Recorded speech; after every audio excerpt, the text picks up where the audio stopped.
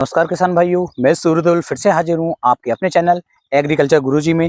किसान भाइयों, आज हम बात करेंगे गन्ने की पैदावार को लेकर के।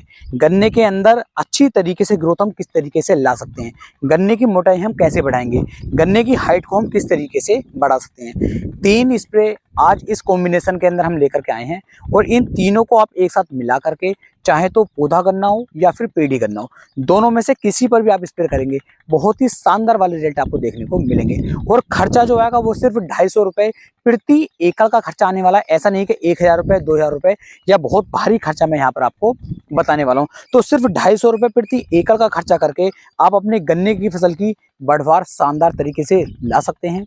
कल्ले भी इससे बहुत ज़्यादा बढ़ेंगे, ग्रोथ गन्ने की बहुत शानदार आएगी। गन्ना यदि पीला पड़ रहा है तो पीला पड़ना बिल्कुल बंद हो जाएगा, जेड ब्लैक होकर के गन्ना आपका चलेगा। और ये स्प्रे लगभग अगले 20 से 25 दिन तक आपकी फसल को बिल्कुल काली बना करके रखेगा, हरी भरी बना करके चलेगा। तो वीडियो में पूरे लास्ट तक बने रहें जिससे कि आपको एक बेहतर जानकारी मिल सके। तो चलिए शुरू करते हैं। सबसे पहले किसान भाइयों, हमें ध्यान देना है कि जो हमारी गन्ने की फसल है, हमें कुछ ऐसे खादों का, कुछ ऐसे तत्वों का उपयोग करना है जिससे जो हमारी फसल है उसके ऊपर से पीलापन गायब हो जाए।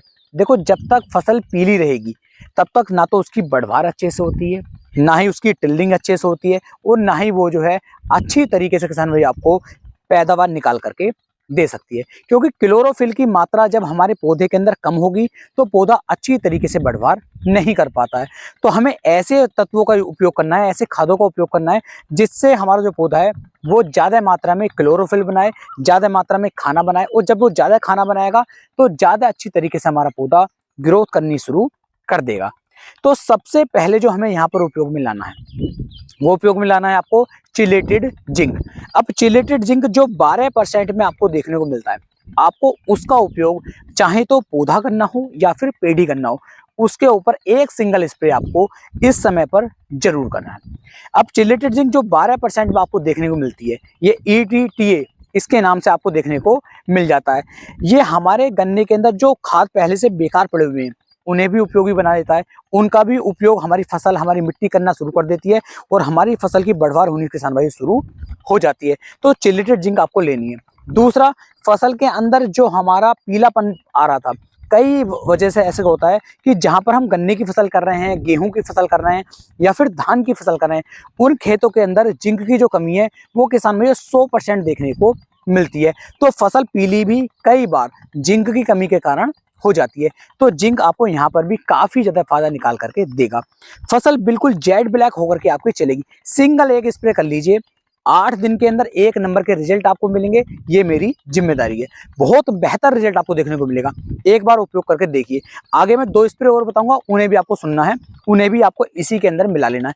और जिन किसान भाइयों ने इन स्प्रे का उपयोग किया है उन्हें कैसे रिजल्ट मिले हैं वे भी नीचे कमेंट सेक्शन में जरूर बताएं। तो मात्र इसकी जो मात्रा आप लेंगे वो 100 से लेके 150 ग्राम प्रति एकड़ के हिसाब से लेंगे। अगर खेत के अंदर ज्यादा कमी लग रही है या रेतीला खेत है तो 150 ग्राम की मात्रा ले लीजिए।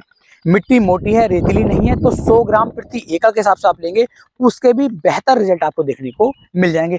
आप ये देख रहे हैं, ये मेरा पौधा गन्ना है, अभी इसकी पहली खुदाई जो हमने करवा रहे हैं और टिल्डिंग काफी अच्छी तरीके से लेके चल रहा है। कोई भी रोग अभी इस गन्ने के अंदर देखने को नहीं मिल रहा है। इसमें भी हम इसका स्प्रे जो अब करवाने वाले हैं। तो चिलेटेड जिंक 12% में 100 से 150 ग्राम प्रति एकड़ के हिसाब से आपको लेनी है, बेस्ट रिजल्ट ये निकाल कर देगी। दूसरे स्प्रे के रूप में जो आपको यहाँ पर लेना है वो लेना है यूरिया। अब यूरिया क्या करेगा, यूरिया के अंदर नाइट्रोजन की मात्रा, नाइट्रोजन जैसे ही पौधे पर पड़ती है तो किसान भाई इससे हमारा पौधा पीले से हरे की तरफ आता है, और हरे की तरफ आएगा तो पत्ता हमारा धीरे धीरे चौड़ा शुरू हो जाएगा। जब पत्ता चौड़ा होगा तो उस पर जो सूरज की किरणें हैं वो ज्यादा पड़ेंगी, प्रकाश ज्यादा मिलेगा, तो वो किसान भाई ज्यादा क्लोरोफिल बनाएगा, ज्यादा खाना बनाएगा और पौधा अच्छी तरीके से ग्रोथ करेगा, अच्छी तरीके से बढ़वार करनी शुरू कर देगा।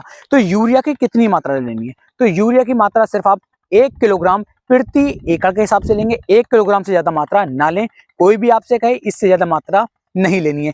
ज्यादा मात्रा लेंगे तो वो हमारे पौधे को जला भी सकता है, तो उससे भी हमें बचना है। तो 1 किलोग्राम आपको यूरिया लेना है, नाइट्रोजन 46% में ले लेनी है, दोनों को मिला लेना है। इसके साथ में जो हम तीसरा खाद ले रहे हैं, तो तीसरा खाद हम कौन सा ले रहे हैं, तो तीसरा लेंगे NPK 19-19-19। अब यहाँ पर कुछ किसान भाई कमेंट करेंगे कि इसके अंदर फास्फोरस दिया गया है, क्योंकि नाइट्रोजन 19 है, फास्फोरस 19 है, पोटास भी 19 है।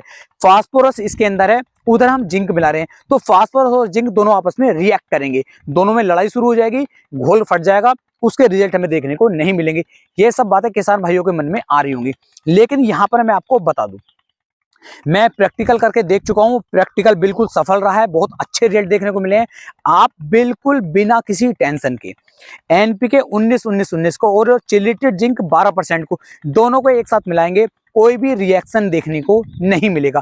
वजह क्या है? वजह है चिलेटेड होना, क्योंकि जब ये चिलेटेड जिंक बनाई गई है 12% में, तो इसे इस तरीके से तैयार किया गया है कि ये फास्फोरस की साथ आने में, फास्फोरस साथ जैसे ये मिलेगा तो उसमें कोई भी प्रतिक्रिया नहीं होती है, कोई भी नुकसान आपकी फसल पर देखने को नहीं मिलेगा, और ना ही किसान भाइयों आपका घोल जो है वो भी फटेगा। तो एनपीके 19-19-19 के साथ 100 ग्राम चिलेटेड जिंक मिलाना है, 1 किलोग्राम यूरिया मिलाना है, और लगभग 200 लीटर पानी के अंदर इन तीनों को मिला करके एक सिंगल स्प्रे, पौधा गन्ना हो या फिर पेड़ी गन्ना हो, किसी पर भी आप अच्छी तरीके से स्प्रे कर दीजिए, कोई भी नुकसान देखने को नहीं मिलेगा, सिर्फ और सिर्फ बेहतरीन अच्छे रिजल्ट आपको देखने को मिलेंगे। तो ये आप बिल्कुल ना सोचें कि फास्फोरस यहाँ पर जिंक के साथ में रिएक्ट करेगा, कोई भी एक्शन देखने को नहीं मिलेगा, सिर्फ आपको फायदे देखने को मिलेंगे। आप आराम के साथ इन स्प्रे को करके देख सकते हैं।